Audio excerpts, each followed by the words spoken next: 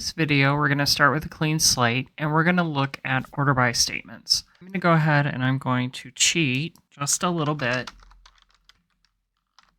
and do a select asterisk from our DBO.employees table. If I run this query, I'm going to go ahead and select it. If we look at our actual table definition, it is defined in primary key order. We would expect our results to come back in primary key order. Well, in our case, they did come back in primary key order, but it's never guaranteed that it's going to come back in primary key order. Just because our index is tracking things and keeping track of things based on our primary key order of the employee ID, it doesn't necessarily guarantee that we're going to be returning our results in that particular order. In order to ensure that we have a consistent order of information being returned, we use the order by statement to order our data that's being returned. If I go ahead and I enter an order by last name, this is going to return the results in ascending order, similar to like if we were looking through a phone book, we would see the information returned. If I'm going to go ahead and run this, I can see that it's going to return the information in order by that last name. Now, in some cases, I have a combination of fields that I want to use to order my data. I can do that. If I decide that I want to go ahead and return data in hire date order descending because I'm interested in who was hired last, and I want to keep track of the groupings of people, and I want to make sure that if I have a date that is the same for a couple employees that I'm ordering within that particular date, those people in last name order. So I can specify a combination of order by conditions, and I'm going to start with hire date, and this is going to be a descending. And then I'm going to use my ascending for my last. So I can go ahead and I can run this. And true enough, I can see here that as I filter down here in the list, I come to this 1993, 10/17, and I have two people that were hired on that same date. And sure enough, they are in order by last name within that date range by last name. Now, if I decide that I need to potentially use some type of an alias in my order by condition and not use the names, I need to specify my columns here. Maybe I'm going to just use my employee ID, and then I'm going to do a combination of maybe last name. Then I'm going to add to that a quote, comma, space, and then I'm going to add to that my first name. And this is going to be my full name. I'm going to return the hire date and maybe the city. Just a few fields there. Now I can still descendingly order the hire date.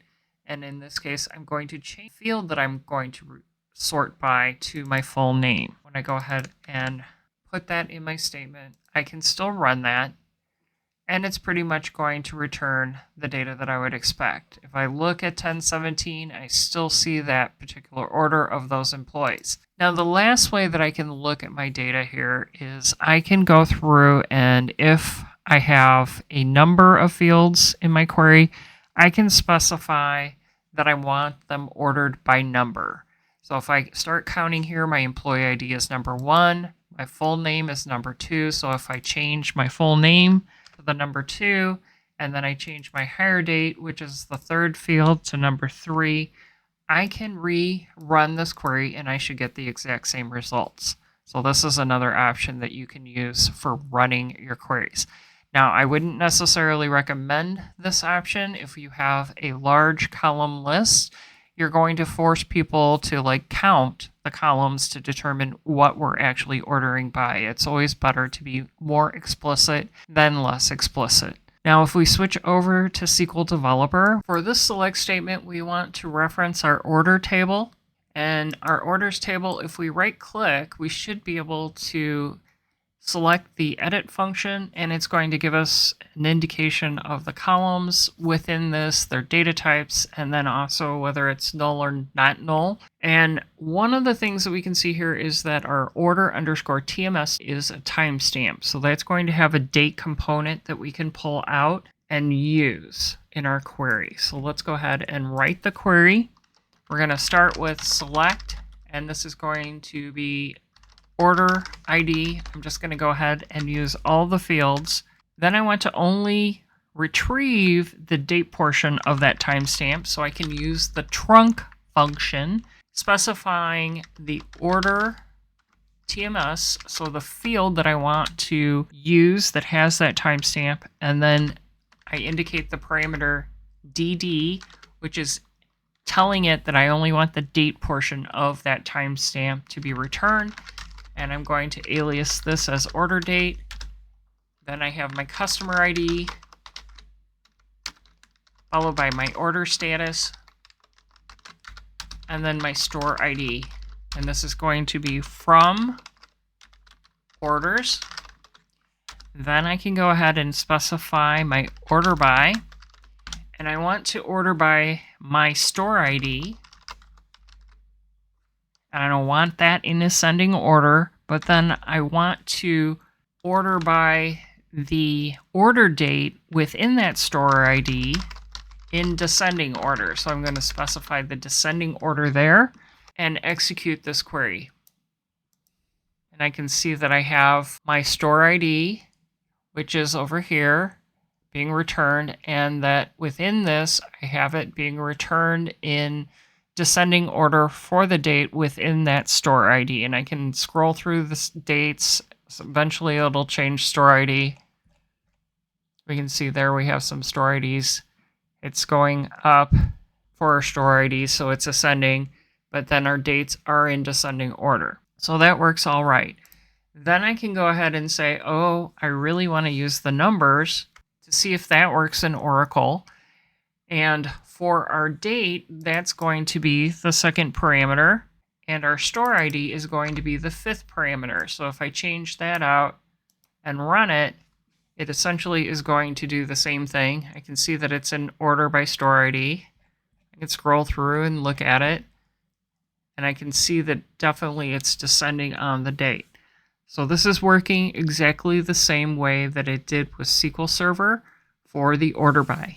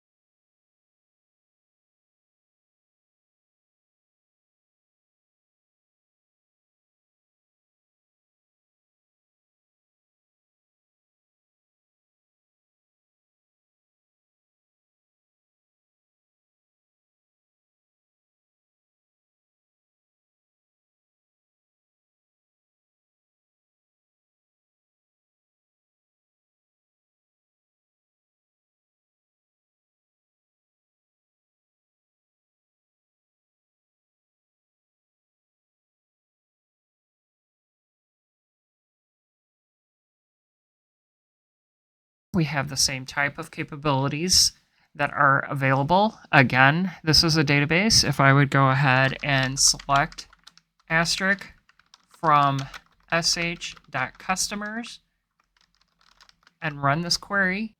It's very obvious in this particular instance that it's not using that primary key, which is the cust ID. So if I would right click on my table and go into edit, it's going to show me information about my table, and it's showing me that the primary key field is cust ID. Now, if I look at this, obviously it's not in primary key order. In order to ensure that my data is going to come back in a particular order, I can go ahead and say order by cust last name. When I do that and execute this query, then it's going to come back in the customer's last name order. If I wanted to go ahead and add the customer first name, I could do that as well.